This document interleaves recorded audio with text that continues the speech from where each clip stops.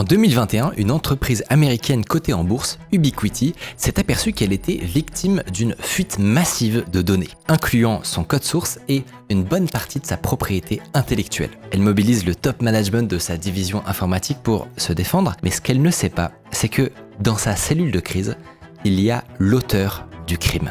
Une fois infiltré, le voleur va pouvoir anticiper toutes les mesures prises pour l'identifier. Mais au fur et à mesure des investigations, il va surtout réaliser qu'il n'a pas brillé par ses compétences criminelles et que dans les systèmes, il a laissé un nombre incalculable de preuves. Laissez-moi vous raconter l'histoire complètement dingue d'un insider qui a pris sa propre entreprise en otage, s'est retrouvé dans l'équipe chargée d'enquêter pour finalement apparaître comme le pirate le plus nul de sa génération.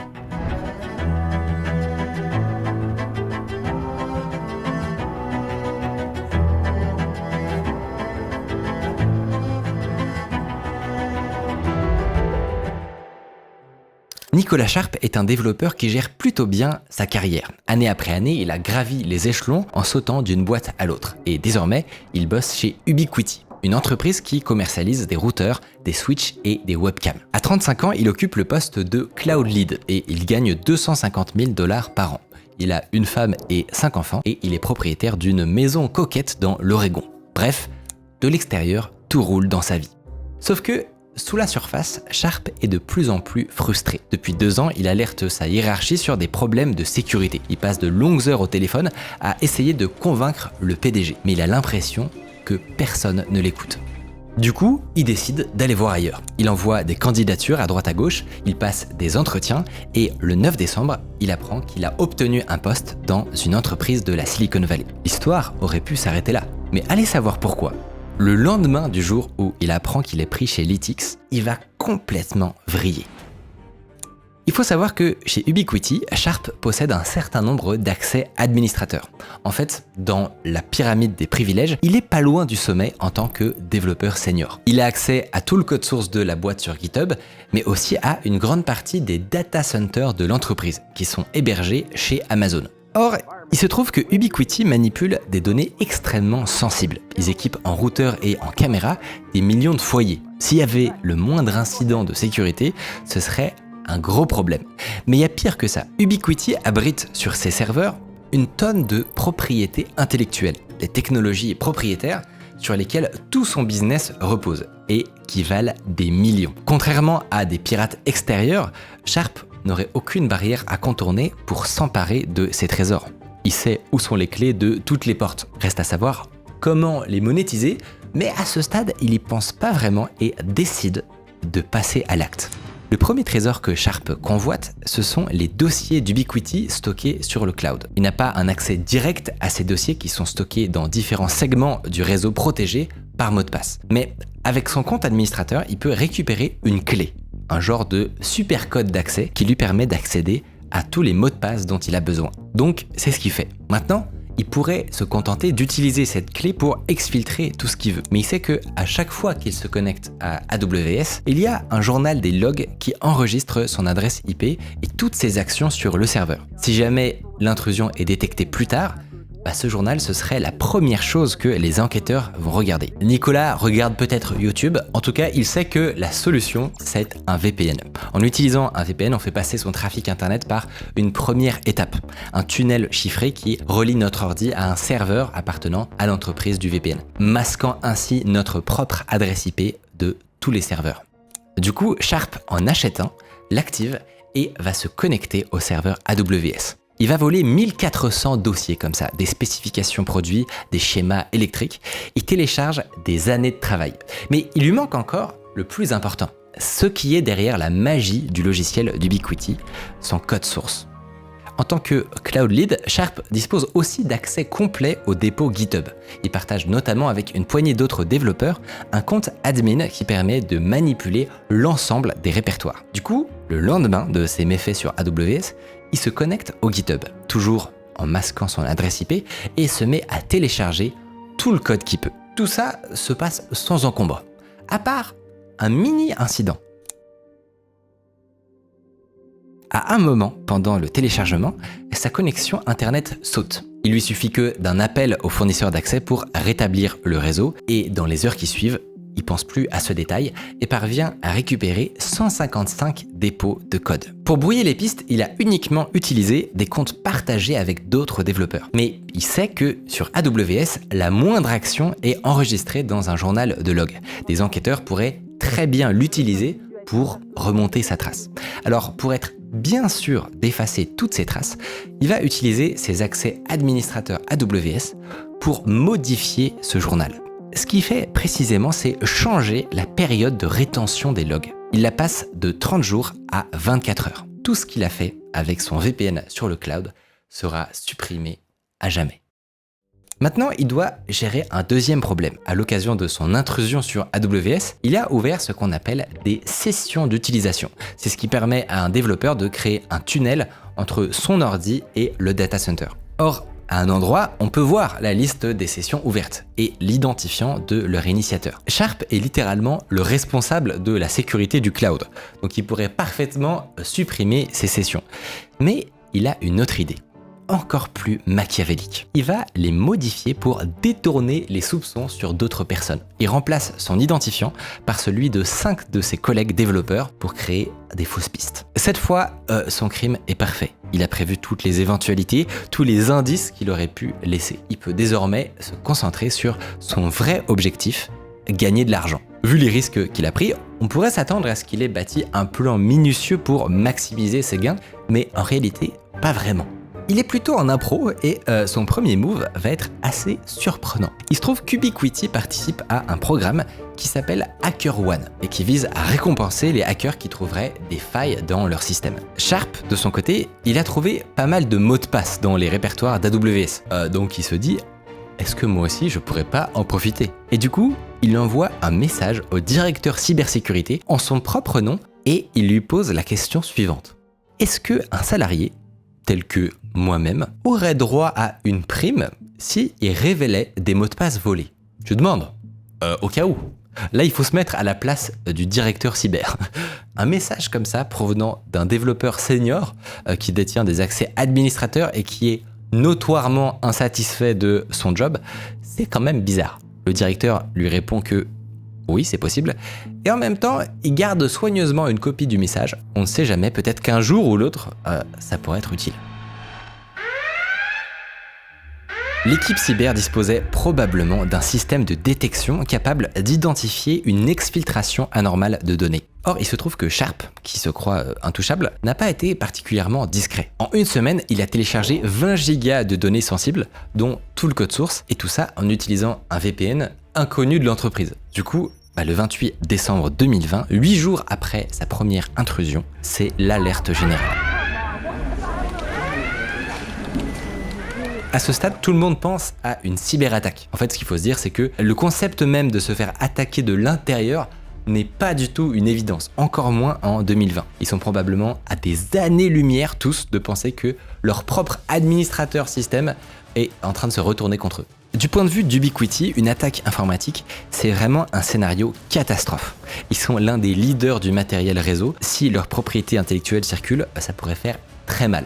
D'un claquement de doigts, leurs concurrents pourraient répliquer leur logiciel sans avoir investi un centime en R&D. Mais ça n'est pas vraiment ça le principal danger. Ubiquiti a construit son image sur la réputation de sécurité et de fiabilité de ses produits. Or, sur les serveurs AWS, il y a les identifiants et mots de passe des utilisateurs, des infos qui permettraient d'accéder à leur routeur ou webcam à distance via une application web. Si ces données sont compromises, ça pourrait entacher à jamais l'image de la marque. Ubiquiti envoie un message millimétré à leurs clients. Ils déclarent constater un accès non autorisé à leur système et concèdent qu'ils ne sont pas certains que les données des clients n'aient pas été exposées. À côté de ça, ils prennent tout le monde, l'équipe cybersécurité, le top management, la direction informatique, des consultants externes aussi qui vont payer des fortunes pour faire de la forensique et mener l'enquête. Ensemble, ils vont méticuleusement essayer de scanner les registres pour reconstruire le fil des événements et essayer de trouver où sont passés les hackers. Comble de l'ironie, Sharp lui-même est invité dans la task force. C'est un incroyable coup du destin. Il se retrouve infiltré dans l'équipe chargée de le neutraliser. On pourrait se dire que c'est génial et qu'il va pouvoir jouer un double jeu et anticiper toutes les mesures prises pour le retrouver, mais en réalité, c'est pas exactement ce qui va se passer. Il va plutôt assister en temps réel à son propre naufrage. Ce qui est marrant, c'est que tout part du fait que Sharp n'a pas l'air du tout de maîtriser sa plateforme cloud. Et pour cause, si vous avez déjà eu à héberger un site WordPress, louer un VPS ou déployer une appli avec des conteneurs, vous savez que c'est très souvent une usine à gaz, ces trucs avec des interfaces pas claires. Et bah, c'est justement ce qu'a décidé de changer Hostinger, notre partenaire du jour. Vous pouvez y louer un serveur à des prix défiant toute concurrence et surtout, l'interface d'admin est hyper intuitive. Pour ceux qui débutent, il y a même une IA intégrée, branchée sur toute la documentation d'Hostinger qui peut vous assister en cas de problème. Ainsi qu'un builder de site assisté par IA pour générer en un clic ce fameux portfolio que vous vous êtes toujours promis de faire un jour. Vous aurez même un système de sauvegarde, un certificat SSL et un nom de domaine offert. Dans la description, j'ai fait une vidéo complète avec plein de fonctions cachées d'Hostinger. Je vous laisse aller voir et utiliser le code MICODE pour 10% de réduction sur tous les plans de 12 mois et plus. Et on reprend à Nicolas Sharp qui vient d'entrer dans la gueule du loup. Les enquêteurs regardent les logs AWS et ils découvrent que l'attaquant a masqué son adresse IP en utilisant le VPN d'une société appelée Surfshark. Ils découvrent aussi que l'intrus a réussi à obtenir une clé partagée interne, ce qui est quand même assez troublant. Ils viennent voir Sharp et ils lui demandent si, par hasard, il connaîtrait pas Surfshark. Il leur dit non, jamais entendu parler. Après ça, il va tout faire pour dissiper les doutes. Il se met à jouer aux collègues solidaires et très investi. Il passe des heures en réunion à brainstormer avec les autres. Il fait mine de consacrer ses soirées à résoudre la crise. Il va jusqu'à s'attribuer les mérites des solutions mises en place par les consultants externes. En réalité, il cherche surtout des solutions pour gagner le pactole le plus vite possible. Et il va avoir une idée pour le moins audacieuse, qui va définitivement le faire passer du côté obscur. Il va demander à sa propre boîte une rançon. 10 jours après l'alerte, Sharp crée une adresse mail anonyme. Il envoie un message à tous les cadres dirigeants, toujours en utilisant son VPN. Et voilà ce qu'il leur dit. Si vous me versez 25 bitcoins, je vous promets de supprimer les données et de ne jamais les publier. Mais ça n'est pas tout. Pour entrer dans vos systèmes, j'ai exploité une faille que personne n'a détecté. Si vous me versez 25 bitcoins de plus, je vous la partage. Je vous donne 2 jours. Comme preuve de son sérieux, il crée un compte sur une messagerie chiffrée et partage au grand directeur cyber un échantillon de données volées. Chez Ubiquiti, c'est un tremblement de terre. C'est la première fois qu'ils ont une interaction avec le pirate et il les fait chanter. 50 bitcoins à l'époque, c'est déjà énorme. 1,9 million de dollars. Et le gars tient dans ses mains toute la technologie et la réputation d'Ubiquiti. Sharp, toujours dans la cellule de crise, doit probablement utiliser ses meilleurs talents d'acteur et se délecter du spectacle. Mais malheureusement pour lui, les choses ne vont pas se passer comme prévu. Ubiquiti a bien évalué la situation. S'ils ne payent pas, ils risquent de perdre leur technologie. Mais s'ils payent, ils n'ont aucune garantie que le pirate va respecter sa promesse. Donc, ils décident courageusement d'ignorer l'ultimatum. Sharp avait fixé la deadline le 9 janvier 2020 à minuit. Et à 23h57, il s'est toujours rien passé. Et là, on pourrait supposer que Sharp, qui à ce stade est encore un employé d'Ubiquiti, était en train de bluffer. Maintenant, quoi qu'il arrive, il va pas gagner d'argent. Donc il a joué, il a perdu. Mais en fait, pas du tout. Notre ami Foudrage va envoyer un message au directeur cybersécurité. Pas de BTC, pas de message, c'est terminé. Et il met sa menace à exécution. Il partage publiquement sur Keybase un dossier contenant une bonne partie de la propriété intellectuelle d'Ubiquiti. Et là, sur ce coup-là, il a vraiment vrillé. Autant risquer sa carrière pour 2 millions de dollars, bon, il y a quelque chose. Autant là, il n'y a plus qu'une seule motivation, c'est détruire son employeur. En plus, ça va avoir l'inverse de l'effet escompté. Dans la demi-heure, Ubiquiti parvient à faire supprimer le dossier leaké. Et voyant que leurs adversaires sont prêts à tout, ils décident d'employer les grands moyens et font appel au FBI.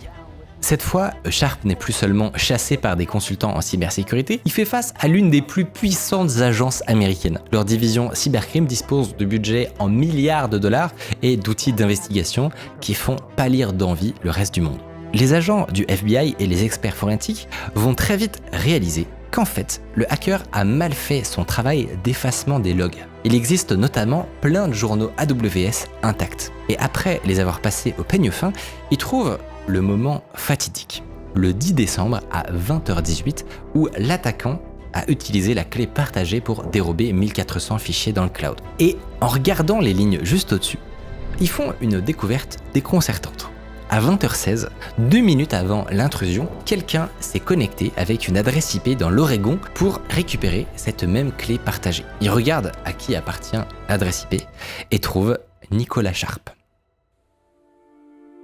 Et ça n'est que le début. En fait, GitHub aussi a des journaux qui eux sont impossibles à effacer. Et les enquêteurs y découvrent que l'attaquant a commencé des téléchargements avec son VPN le 21 décembre à 14h59. Sauf qu'en regardant plus haut, il découvre qu'à 14h58, soit à peine une minute avant, Sharp s'est connecté avec son compte pro pour explorer les dépôts de code. Une fois encore, la coïncidence est quand même troublante. Mais pour l'instant, tout ça, c'est que des indices. On parle quand même d'un soupçon complètement énorme. Tout le monde cherche une dangereuse équipe de cybercriminels qui demande des rançons. Personne n'oserait encore croire à la possibilité que le coupable soit un éminent développeur interne. Encore moins un membre de l'équipe d'enquête. Le FBI a besoin de beaucoup plus solide que ça pour espérer inculper formellement Sharp. Et justement, ils vont très vite tomber sur quelque chose d'encore plus intéressant. Le 21 décembre, à 19h16, il semble que le téléchargement du code s'est arrêté. Et le FBI constate que 40 minutes plus tard, à 19h55, il y a un nouveau log qui reprend le téléchargement, mais ça n'est pas l'adresse IP du VPN Surfshark. C'est celle de l'ordinateur personnel de Nicolas Sharp. C'est extrêmement court, mais en fait, ça correspond exactement au moment où sa connexion Internet s'était interrompue temporairement. Quand Internet est revenu, son VPN ne s'est pas réactivé tout de suite et pendant une fraction de seconde, l'ordi de Sharp s'est connecté avec sa vraie adresse IP au serveur. C'est une preuve confondante. Si Sharp s'était un tout petit peu renseigné, il aurait su que ce lag est un problème courant des VPN et qu'il y a souvent une option cachée qui permet de désactiver Internet à la moindre déconnexion du serveur. En gros, le but c'est d'empêcher le moindre paquet de quitter votre ordinateur sans protection et de trahir votre emplacement. En tout cas, cette fois, plus de doute, le FBI partage ses découvertes avec la cellule de crise. Et tous les regards se tournent vers Sharp. J'ose même pas imaginer la stupéfaction de tout le monde. Genre imagine tu fais des semaines de 70 heures en cellule de crise avec une tension de malade pour sauver une boîte de la banqueroute quand même. Et en fait, le gars que tu cherches, c'est ton voisin de bureau. Ah, je suppose que Sharp a pas dû passer un excellent moment. Et là on se dit que quand même, pris la main dans le sac, il va tout avouer et se confondre en excuses. Il pourrait peut-être encore s'en sortir avec une peine de prison diminuée. Mais non, en fait, c'est pas du tout ce qu'il va faire. Il parle par chat avec ses collègues et développe toute une théorie comme quoi il aurait été piégé par les pirates. Je vous jure que j'ai littéralement aucune idée et que j'ai pas ces dépôts sur mes ordinateurs. Je les ai jamais eus. Il faut qu'on fasse la guerre, putain. Mon cœur, ça pourrait être la caféine, mais what the fuck? Ma paranoïa dépasse toute limite. Et il dit des choses assez marrantes. Je serais vraiment incompétent si j'avais laissé mon IP dans ce truc que j'ai requêté et téléchargé. Pire couverture du monde, lol. Comme quoi, il peut avoir des éclairs de lucidité. Surtout que pendant ce temps, les preuves continuent de s'accumuler. Les experts forensiques récupèrent son routeur et ils vont déterminer qu'au moment clé de l'intrusion, le switch a transmis un volume de données exactement équivalent à celui qui a été téléchargé. Ils vont aussi scanner la vie numérique du suspect et commencent par ses transactions bancaires. Ils découvrent que 3 mois avant l'attaque, Sharp a payé un abonnement à Surfshark VPN avec son compte perso. Vraiment, il a laissé son ADN sur le cadavre, mis ses doigts sur les murs et été pris en photo. C'est vraiment le pire crime du monde. Un crime pas parfait du tout. Le FBI lui met la transaction sous les yeux et Sharp, qui décidément nage toujours en plein délire, va leur expliquer qu'il se pourrait bien qu'il soit victime d'un piège effroyable. Un pirate aurait usurpé son compte PayPal pour acheter le VPN et ensuite utiliser ce VPN avec ses identifiants perso pour orchestrer l'intrusion. Là, clairement, le piège se referme sur lui. Mais loin de le calmer, ça va au contraire le faire passer à un stade ultime de vengeance stupide. Pour emporter Ubiquiti avec lui dans sa tombe, Sharp a une dernière idée. Il connaît un journaliste mondialement connu pour ses scoops sur des cyberattaques, Brian Krebs. Sharp se dit qu'il pourrait faire de ce journaliste l'épicentre d'une fausse rumeur pour pourrir la réputation de la boîte. Il le contacte en se faisant passer pour un lanceur d'alerte et il lui dit Je travaille chez Ubiquiti et la cyberattaque qu'on est en train de vivre est beaucoup plus importante que ce que l'entreprise a communiqué. En fait, Ubiquiti est en train de mentir à tout le monde et je fais partie de l'équipe de réponse à incidents et peux vous dire, c'est une catastrophe. La vérité, c'est que les pirates ont dérobé les clés du royaume et qu'ils peuvent pénétrer des millions de routeurs et de switches qui équipent nos clients. Ah ouais, la bombe nucléaire. Krebs se demande évidemment si sa source est crédible, mais de fait, elle détient effectivement des informations que seul un interne connaîtrait. Il pourrait demander des preuves, mais en même temps, s'il se montre trop méfiant, le lanceur d'alerte pourrait très bien aller voir un autre journaliste et il perdrait son scoop. Du coup, il publie l'article. Sharp va aussi contacter carrément la FTC, l'Agence américaine de protection des consommateurs, et plusieurs autorités de régulation à l'étranger, et il leur dit qu'il faut absolument qu'ils enquêtent sur les manquements d'Ubiquiti par rapport à cette fuite de données. C'est une tempête médiatique et le résultat dépasse toutes ses espérances. Ubiquiti était valorisé 23 milliards. En une journée, 4 milliards partent en fumée. Tous ceux qui avaient placé leur épargne dans l'entreprise, dont probablement beaucoup de salariés en fait, viennent de perdre 20% de leurs économies. Bien sûr, ça n'empêche pas Sharp d'être arrêté par le FBI, inculpé pour fraude et extorsion, et un an plus tard, il se retrouve devant le juge. Il reconnaît publiquement ses torts et demande pardon à son ancien employeur pour avoir trahi sa confiance. Non, toujours pas. Pendant un an en fait, il continue de prétendre qu'il est innocent. À la veille de son procès, devant le spectre d'une condamnation très lourde, il finit quand même par accepter de plaider coupable. Mais il peut pas s'empêcher d'envoyer une lettre au juge pour justifier toutes ses actions. Et vous allez voir, ça ne manque pas de sel. Fin 2020, je suis devenu obsédé par l'idée de protéger l'entreprise des conséquences de ses choix répétés d'ignorer les problèmes de sécurité. Mon mandat donné par le PDG était d'être celui qui veille à la défense de l'entreprise. Mais il passait son temps à m'empêcher de le faire. J'ai décidé de manière irraisonnée d'organiser un exercice de sécurité afin de forcer l'entreprise à résoudre ces graves problèmes. Pas mal. Et ensuite, il s'adresse au client et dit « Je m'excuse si vous avez perdu confiance dans l'entreprise. J'ai causé une frayeur alors que nous aurions dû célébrer un audit de sécurité couronné de succès. » Le culot du gars. Il a essayé l'extorsion de fonds, la vengeance médiatique. Ensuite, il a dit que c'était pas lui. Et finalement, que c'était bien lui, mais que c'était pour la bonne cause. Il va aussi demander à toute sa famille d'écrire des lettres, à son frère, son voisin, son père, ses amis, ses beaux-frères et belles-sœurs. Et attention, leurs arguments sont à pleurer de rire. Nicolas Sharp serait en fait un mormon très pratiquant qui ne boit jamais d'alcool. De plus, quand il était jeune, il a atteint un niveau de scoutisme très élevé. Il était Eagle Scout, seulement atteint par 2% des gens. Naturellement, le juge, il l'achète pas. Aux États-Unis, on rigole pas du tout avec la propriété intellectuelle. Il va même en fait vouloir faire un exemple et condamne Sharp à 6 ans de prison et une compensation de 1,5 million de dollars à l'entreprise pour rembourser le coût de l'enquête. En gros, il va passer la fin de sa vie à essayer de payer sa dette. Et donc finalement, en comparaison, sa vie d'avant, elle était peut-être pas si mal. Au-delà de cette histoire marrante, ce qui est intéressant, c'est que ce craquage d'un cadre interne, personne ne l'avait vu venir. Et vous vous imaginez peut-être que c'est un cas isolé. Mais en réalité, c'est plutôt une épidémie qui ne fait que commencer. Pourquoi ? D'abord, il y a la généralisation du télétravail, qui donne potentiellement un sentiment d'impunité. 75% des traîtres font ça en général depuis chez eux. Et surtout, il y a l'augmentation du turnover.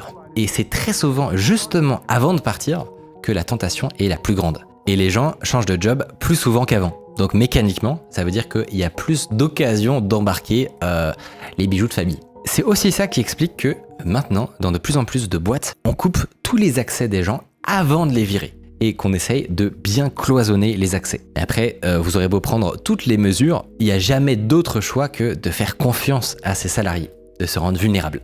C'est comme ça. Et c'est important parce que dans le cas de cette fuite de données, il n'y a pas eu tant de dégâts, à part pour le coupable. Mais parfois, c'est différent. Une fuite de données peut générer des suicides et des divorces. Et si vous pensez que j'exagère, je vous laisse aller voir le documentaire qu'on avait fait sur Ashley Madison, un des piratages les plus spectaculaires de ces dernières années. C'était Micode.